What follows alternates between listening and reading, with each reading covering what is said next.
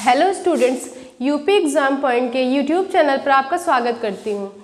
तो हम बात कर रहे थे प्रीवियस ईयर क्वेश्चंस के बारे में, लेकिन आज कुछ थोड़ा सा नया मैं आपके लिए लेकर आई हूँ।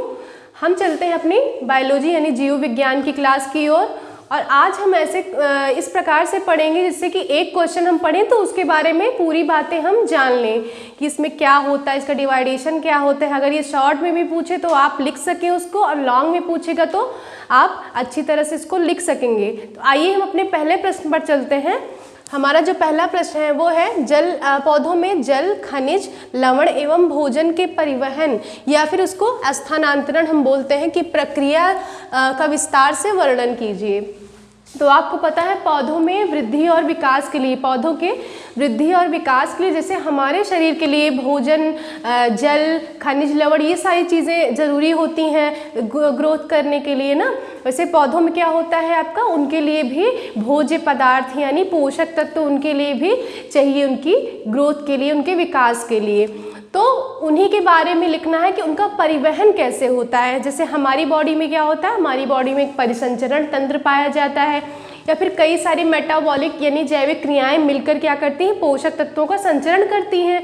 उसी प्रकार से हमारे पौधों में क्या होते हैं, ऊतक पाए जाते हैं। हमारे शरीर में जिस प्रकार से ऊतक पाए जाते हैं वैसे ही पौधों में भी ऊतक पाए जाते हैं, और ये क्या करते हैं आपके शरीर में खनिज, भोजन और लवण का परिवहन या फिर स्थानांतरण यानी कि एक स्थान से दूसरे स्थान पर ले जाते हैं। तो आइए देखते हैं ये कितने प्रकार के होते हैं जो हमारे ऊतक पाए जाते हैं। तो क्या होते हैं, जो ये संचरण परिसंचरण होता है खनिजों का या फिर पोषक तत्वों का, वो किनसे होता है, जो आपके शरीर में पौधों में जो जटिल ऊतक पाए जाते हैं। क्या पाए जाते हैं आपके पौधों में, पौधों में जटिल ऊतक पाए जाते हैं, जटिल ऊतक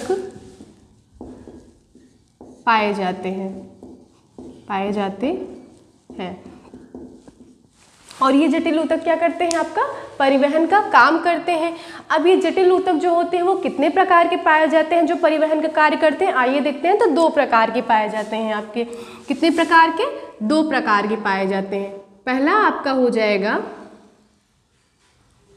पहला आपका हो जाएगा जाइलम, और दूसरा हो जाएगा आपका फ्लोएम। क्या हो जाएगा, जाइलम,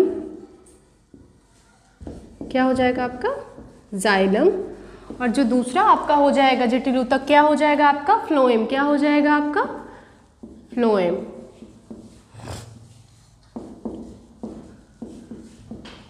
तो आपके 2 प्रकार के ऊतक होते हैं जो परिसंचरण का कार्य करते, परिवहन का काम करते हैं। वो कौन कौन से हो गए आपके, जाइलम हो गया, आपका फ्लोएम हो गया। अब जो आपका जाइलम होता है ये क्या करता है, जाइलम आपको क्या करता है, ये जल जो होता है, जल और जो खनिज होते हैं, पदार्थ होते हैं, उनको क्या करता है, जड़ से कहाँ पर ले जाता है, वो ऊपर की ओर ले जाता है। कहाँ पर ले जाता है, जड़ से पत्तियों की ओर। कहाँ पर ले जाता है आपका, जड़ से पत्तियों की ओर। तो आइए देखते हैं हम जाइलम का क्या काम होता है। ये क्या करता है आपका, पौधे, क्या हो गया आपका जाइलम, क्या मैंने बताया आपका, ये जल और मिनरल यानी खनिजों का परिवहन करता है, जल तथा खनिज का परिवहन करता है, परिवहन पौधे, पौधे के जड़ से पत्तियों की तरफ, या फिर हम लिख सकते हैं ऊपर की तरफ, पत्तियों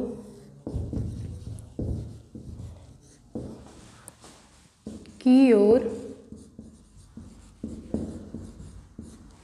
करता है। तो क्या काम हो गया इसका, ये क्या करता है, आपका जल हो गया, और जो खनिज लवण होते हैं उनका परिवहन कहाँ करता है, यानी कि ये आपका एक पौधा है, ओके, ये पत्तियां हो गई और ये जड़ हो गया। तो यहाँ से ये जड़ से शुरू करेगा और कहाँ पर ले जाएगा, अपर पार्ट में, यानी कि जैसे तना हो गया आपका, स्टेम यानी कि लीव्स हो गई, पूरी बॉडी में ये क्या करता है, परिवहन का काम करता है या फिर स्थानांतरण का काम करता है, किसका? जल और खनिज लवण का। लेकिन आपका जो फ्लोएम हो गया, क्या है आपका ये फ्लोएम है, ये क्या करता है? ये जो पत्तियों द्वारा भोजन जो बनाया गया है सनलाइट से, मैंने बताया था आपको प्रीवियस वीडियो में कि प्रकाश संश्लेषण की प्रक्रिया होती है जिसके द्वारा क्या करते हैं, जो पौधे होते हैं अपना भोजन बनाते हैं, अपने जो ग्रीन यानी हरी पत्तियां होती हैं वो क्या करती हैं? भोजन बनाने का कार्य करती हैं। तो उनमें क्या होते हैं, भोजन क्या होता है? स्टोर होता है, उनके रिक्तिकाओं में क्या होता है? भोजन जो होता है वो ग्लूकोज के रूप में स्टोर्ड होता है।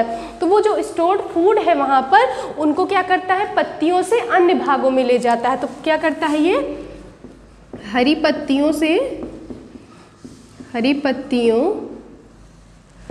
में संग्रहित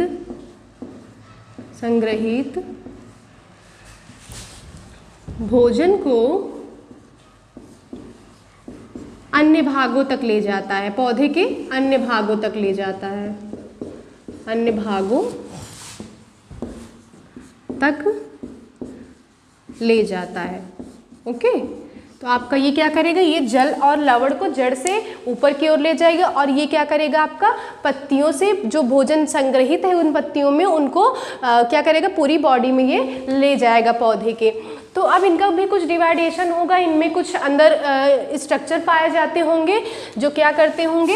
ये पूरा परिवहन का कार्य करते होंगे या फिर ट्रांसफर करने का भोजन को कार्य करते होंगे। तो जाइलम में आपके क्या पाए जाते हैं? 4 प्रकार की कोशिकाएं पाई जाती हैं जो क्या करती हैं? आपका स्थानांतरण की प्रक्रिया करती हैं। क्या करती हैं आपका?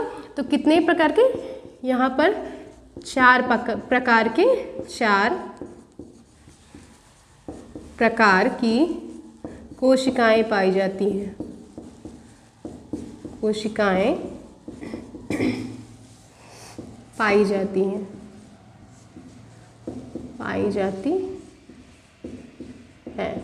पहला आपका हो जाएगा क्या? ट्रैकिड्स हो जाएगा। क्या हो जाएगा आपका? ट्रैकिड्स हो जाएगा।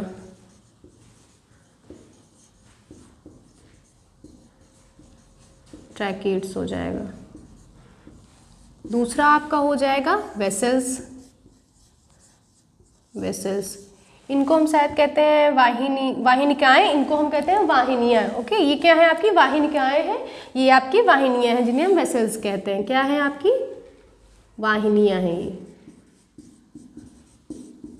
वाहिनियां। ओके, तो ये आपकी हो गई ट्रैकिड्स, वेसल्स हो गई और वुडन पैरेन्काइमा। क्या होता है नेक्स्ट आपका?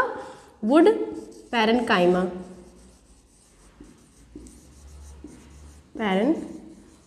हो गया। और चौथा आपका हो जाएगा क्या? ट्रैकिड्स, वेसल्स, वुडन पैरेन्काइमा हो जाएगा आपका। और क्या हो जाएगा? वुड फाइबर हो जाएगा। क्या हो जाएगा आपका? वुड फाइबर्स हो जाएगा, जिन्हें हम क्या कहते हैं? काष्ठ तंतु कहते हैं। क्या कहते हैं? काष्ठ तंतु कहते हैं। ओके, तो ये आपके क्या है?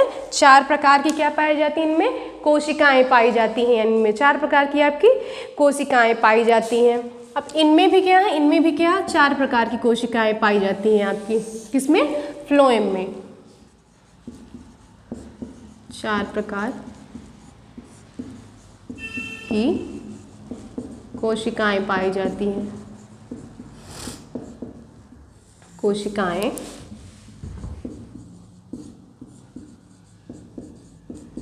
पाई जाती हैं। ओके, कौन कौन सी हो जाएंगी आपकी? पहला आपका हो जाएगा क्या? पहला आपका हो जाएगा सीव ट्यूब। क्या हो जाएगा आपका? सीव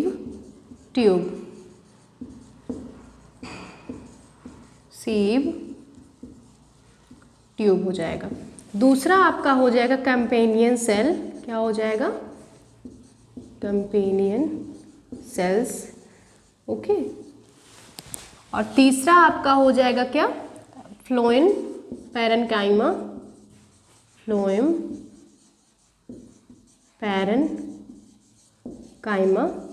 और चौथा आपका हो जाएगा क्या? Phloem fibres. क्या हो जाएगा आपका? फ्लोएम फाइबर्स यानी फ्लोएम तंतु जिसे हम कहते हैं।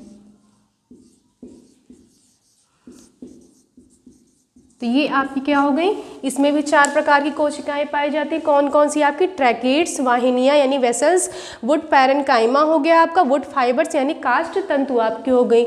इनमें क्या, इनमें भी 4 प्रकार की कोशिकाएं पाई जाती हैं आपकी। सेप ट्यूब हो गई, कंपेनियन सेल जो सहयोगी सेल्स होती हैं उन्हें हम क्या कहते हैं, कंपेनियन सेल्स कहते हैं। फ्लोएम पैरेन्काइमा हो गया आपका, फ्लोएम फाइबर्स जिन्हें हम तंतु कहते हैं, क्या कहते हैं, फ्लोएम तंतु कहते हैं। आइए इनके बारे में हम देखते हैं ये किस प्रकार से कार्य करती हैं। तो आइए चलते हैं अपने अगले प्रश्न की तरफ। तो हमारा जो अगला प्रश्न है वो क्या है, पाचन क्रिया से आप क्या समझते हैं, मानव में पाचन क्रिया का सचित्र वर्णन करिए। तो पाचन क्या है, पहले आपको ये जानना होगा कि जैसे कि आपको पता है, मैंने प्रीवियस वीडियो में पढ़ाया है ये कि पाचन जो होता है, पाचन के लिए हमारे शरीर में यानी मनुष्यों में एक आहार नाल प्रेजेंट होती है। लेकिन आपको पाचन की यहाँ पर क्या लिखनी है, परिभाषा लिखनी की क्रिया क्या है। तो यह एक क्या है, पाचन एक अपचय क्रिया है। क्या है आपकी, अपचय क्रिया है जो कि यांत्रिक या फिर रासायनिक क्रियाओं द्वारा जो भोजन के बड़े कण होते हैं, भोजन के बड़े टुकड़े होते हैं, उनको छोटे छोटे टुकड़ों में विभाजित करके उन्हें घुलनशील बनाकर अवशोषित करने की प्रक्रिया है, क्या कहलाती है आपकी, पाचन कहलाती है। क्या कहलाती है आपकी, पाचन क्रिया। तो पहले आपको यहाँ पर क्या लिखना है, पाचन क्रिया की डेफिनेशन लिखनी है। उस पर आपको क्या मिले, कितना, 1 नंबर आपको मिल जाएगा। आपको डेफिनेशन लिखनी है। उसके बाद आपके 3 नंबर जो है वो आपके डायग्राम यानी वेल लेबल्ड आपका डायग्राम होना चाहिए और उसका पूरा एक्सप्लेनेशन होना चाहिए, क्योंकि ये 4 नंबर का क्वेश्चन है। तो किस प्रकार से कौन कौन से अंग जो है वो अंग तंत्र होते हैं जो मिलकर पूरे पाचन तंत्र का निर्माण करते हैं और उनका कार्य क्या है। तो आइए हम पहले चलते हैं, देखते हैं। ये हमारा जो मुख वाला रीजन होता है, ये क्या होता है आपका, आहार नाल। आहार नाल कहाँ से कहाँ तक होता है, मुख से एनस तक यानी गुदा द्वार तक। कहाँ तक होता है, मुख से एनस तक गुदा द्वार होता है। और इसमें कुछ सहायक अंग भी पाए जाते हैं। क्या पाए जाते हैं आपके, सहायक अंग पाए जाते हैं। तो पाचन में 2 प्रकार के अंग पाए जाते हैं। पहला आपका हो जाएगा क्या, आहार नाल हो जाएगी, और मुख्यतः तो यही है, आहार नाल में ही सारी चीज़ें पाई जाती है, क्योंकि यहाँ से लेकर पूरा आपका यहाँ तक ये क्या कहलाता है, आहार नाल कहलाता है। लेकिन अब इसमें बहुत सारे क्या है, अंग तंत्र हैं, तो उन्हें हम क्या कहते हैं, सहायक अंग तंत्र। क्या कहते हैं, तो इसीलिए 2 भागों में विभाजित कर दिया गया है आपका, सहायक अंग तंत्र। ओके, तो ये कहाँ से कहाँ तक हो जाएगा, मुख से गुदा द्वार तक। कहाँ तक, मुख से गुदा द्वार तक। और ये आपका इनमें आ जाएंगे, जैसे आपका हो गया लीवर यानी कि यकृत आपका हो जाएगा, लीवर हो जाएगा, अग्नाशय हो जाएगा, ठीक है, अग्नाशय हो जाएगा। ये सारी चीज़ें किसमें आ जाएंगी, आपके सहायक अंग तंत्र में। क्या आ जाएंगी, सहायक अंग तंत्र में आ जाएंगी। और भी सारी चीज़ें हैं। तो आइए चलते हैं, जो अपना ये मुंह है इसे हम क्या कहते हैं, ओरल कैविटी कहते हैं। क्या कहते हैं आपकी, ओरल कैविटी कहते हैं। अब ओरल कैविटी में कौन कौन सी चीज़ें आपकी आती हैं, आपका हो गया दांत। सबसे पहले तो क्या आता है आपका, दांत आता है, लिप्स होंगे, लिप्स के अंदर दांत होंगे। और दांत के बाद क्या होती है हमारी ओरल कैविटी में, जिह्वा होती है। और जिह्वा के पीछे जो लटकी हुई संरचना होती है वो क्या होती है, वल्वा होती है। आपने देखा होगा गले में इस प्रकार से लटकी हुई संरचना होती है, ये क्या कहलाती है, आपके वल्वा कहलाती है।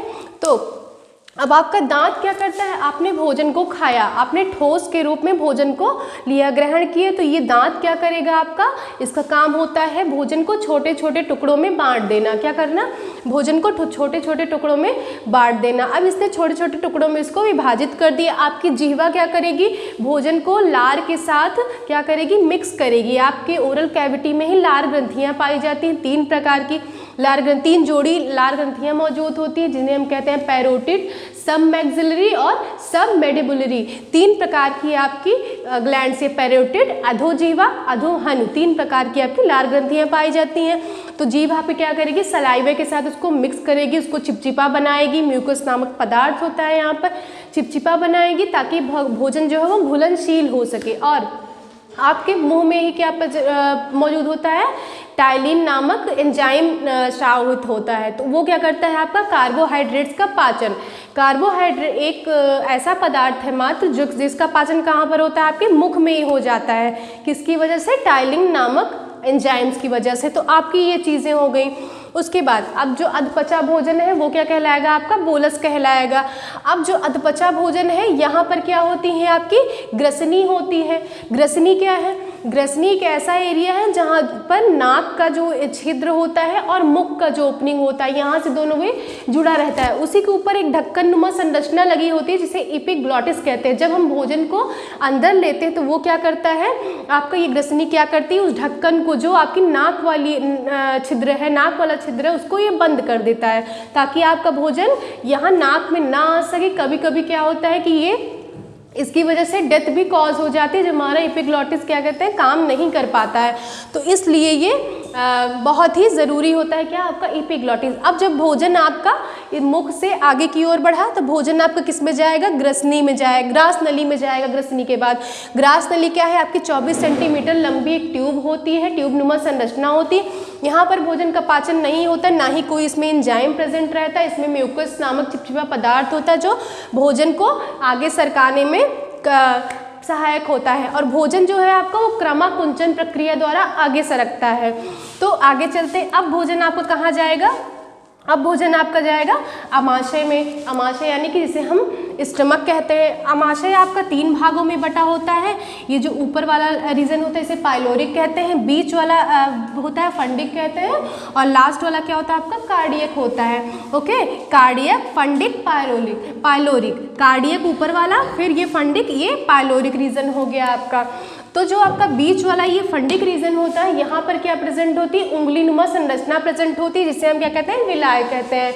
आपका स्टमक जो है कुछ इस प्रकार जे शेप्ड होता है ये स्टमक। ओके, यहाँ पर क्या होता है? कार्डियक हो गया आपका। ये क्या हो गया आपका? कार्डियक हो गया। ओके, ये आपका रीजन जो हो जाएगा ये फंडिक हो जाएगा, ये आपका हो जाएगा पाइलोरिक। ओके, तो ये जो आपका कार्डियक है क्या है? आपका कार्डियक रीजन है। इसके बाद जो फंडिक है यहाँ पर ऐसे उंगली नुमा संरचना पाई जाती है। क्या पाई जाती है? उंगली नुमा संरचना पाई जाती है। कांटे के समान जब हमें भूख लगती है तो क्या होता है? कांटे के समान खड़ी हो जाती है। तो कहते हैं ना हम समझ नहीं पाते हैं कि हमें भूख लगी है, चुभने लगता है कुछ पेट पे। जब हमारा पेट खाली होता है तो यही विलाय है। इसे क्या कहते हैं हम? इसे हम कहते हैं विलाय। ओके, तो यही क्या करता है और ये भोजन का अवशोषण करने में भी सहायक होता है। ओके, तो ये आपका पाइलोरिक रीजन में क्या पाए जाते हैं? HCl नामक एंजाइम पाया जाता है जो क्या करता है? भोजन के मीडियम को क्या बनाता है? एसिडिक बनाता है। क्या बनाता है? भोजन के मीडियम को आपका एसिडिक बनाता है। और इसमें जठर ग्रंथि भी मौजूद होती है। क्या मौजूद होती है? आपकी जठर ग्रंथि होती है जो क्या करती है? जठर रस का स्राव करती है। अब जठर रस कौन कौन से हो गए आपके? जठर रस कौन कौन से हो गए आपके? HCl हो गया, और क्या हो गया? रेनिन हो गया, और आपका पेप्सिन हो गया। अभी हम स्टमक में ही हैं। आपके पाइलोरिक रीजन में जठर ग्रंथि होती है जो जठर रस का स्राव करती है। कौन कौन से? HCl, रेनिन और पेप्सिन हो गया। ओके, HCl मैंने बताया आपको क्या बनाता है? भोजन के मीडियम को एसिडिक बनाता है। रेनिन क्या करता है आपका? ये दूध में जो केसीन प्रोटीन होता है उसको अलग करके उसको दही में बदलने का कार्य करता है। और जो पेप्सिन होता है, पेप्सिन जो है ये प्रोटीन को पेप्टोन से बदलता है। लेकिन इसको एक्टिव कौन करता है? हमारा HCl एक्टिव करता है। HCl के प्रेजेंस में ये एक्टिव हो जाता है पेप्सिन, और ये प्रोटीन को पेप्टोन से बदल देता है। आपके प्रोटीन को पेप्टोन्स में आपके बदल देता है। ओके, तो ये आपकी हो गई जठर रस की बात। उसके बाद हम चलते हैं, अब आपका जो है भोजन है यहाँ पर क्या आपका प्रेजेंट है? ये है आपका है लीवर। लीवर के अंदर क्या पाया जाता है? आपका पित्ताशय। अब यहाँ पर जो भोजन आपका HCl के माध्यम के द्वारा एसिडिक हो गया था, अब ये पित्ताशय क्या करता है? प्रतिदिन एक मनुष्य जो है वो 600 ml पित्ताशय रिलीज करता है। ओके, उसकी बॉडी जो है रिलीज करती है। अब पित्ताशय के पित्त के बारे में सबसे बड़ी बात क्या है? लीवर में आपका पित्ताशय कहाँ बनता है? बनता कहाँ पर है आपका? लीवर में यानी यकृत में। लेकिन स्टोर कहाँ पर होता है? आपके पित्ताशय में स्टोर होता है। ये क्या करता है? ये जो भोजन आपका एसिडिक मीडियम में था इसको बेसिक मीडियम में बना के रखता है। ठीक है, इसको बेसिक मीडियम में कन्वर्ट कर देता है। अब आपका भोजन जो है यहाँ पर उसके बाद कहाँ पर डिओडेनम में जाएगा, ये आपकी डिओडेनम है।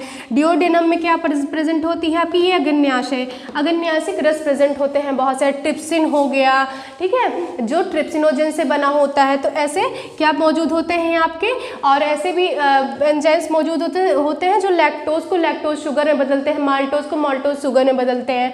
अब ये बात हो गई आपकी, यहाँ पर भी कन्वर्जन हो गया। उसके बाद आपका भोजन कहाँ पर जाएगा, छोटी आंत में जाएगा, ठीक है, आपका भोजन कहाँ पर जाएगा, छोटी आंत में। हाँ, और ये सबसे ज़रूरी बात, आपका पेट में भोजन 4 घंटे तक रुका हुआ रहता है। सबसे ज़्यादा भोजन कहाँ रुकता है, आपके पेट यानी आमाशय में आपके रुकता है। उसके बाद यहाँ पर हम बात करते हैं तो यहाँ पर सबसे ज़्यादा पाचन होता है, कहाँ पर, आपकी छोटी आंत में। कहते हैं कि यहाँ पर पूर्ण पाचन होता है भोजन का, यानी कि यहाँ पर बहुत सारे रस आकर मिलते हैं और ये भोजन का पूर्ण पाचन करते हैं। ये विभाजित होती है इलियम, रेक्टम, जजनम में, ये डिवाइडेशन होता है। उसके बाद भोजन आपका जाएगा पचने के बाद कहाँ पर, आपके बड़ी आंत में। बड़ी आंत से भोजन आपका कहाँ चला जाएगा, आपके गुदाद्वार से आकर जो भी उत्सर्जित पदार्थ है वो आपकी बॉडी से बाहर उत्सर्जित हो जाएगा। ये रहा आपका पूरा पाचन तंत्र। आपको डेफिनेशन लिखनी है यानी परिभाषा लिखनी है।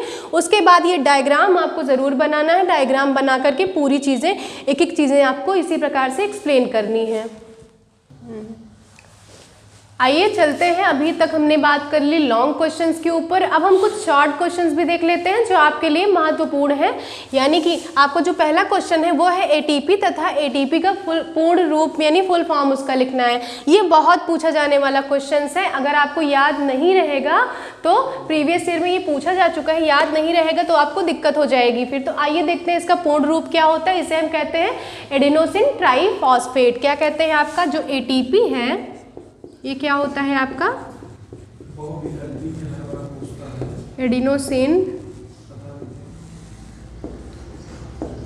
ट्राइफॉस्फेट। क्या होता है आपका, एडिनोसिन ट्राइफॉस्फेट। और ये जो एडीपी होता है ये क्या होता है आपका, एडिनोसिन डाइफॉस्फेट। आपको याद करने में मुश्किल नहीं होगी क्योंकि इसमें ट्राई है और यहाँ पर डी लगा हुआ है तो डाई है, ठीक है। और आपका ये एमसीक्यूज में बहुत पूछा जाने वाला क्वेश्चन है। तो एडिनोसिन डाइफॉस्फेट हो जाएगा आपका, ओके, डाइफॉस्फेट हो जाएगा आपका। ये क्या हो जाएगा, फिर से एक बार देखते हैं। जो एटीपी है आपका एडिनोसिन ट्राइफॉस्फेट, यहाँ टी लगा हुआ है और जहाँ पर डी लगा हुआ है आपको लिखना है एडिनोसिन डाइफॉस्फेट। तो ये आपको बहुत ही ज़रूरी है, आप इसे याद रखेंगे, भूलेंगे नहीं।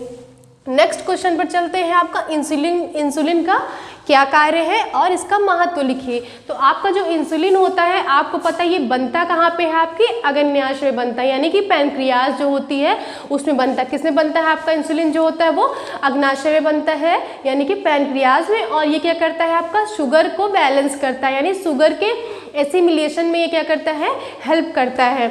और इसकी कमी से यानी कि इंसुलिन की कमी से हमारे शरीर में क्या हो जाती है, मधुमेह नामक यानी कि डायबिटीज़ नामक रोग हो जाता है, जिसे हम गांव की बोलचाल भाषा में नॉर्मली हम क्या बोलते हैं, उनको शुगर हो गया है, ओके।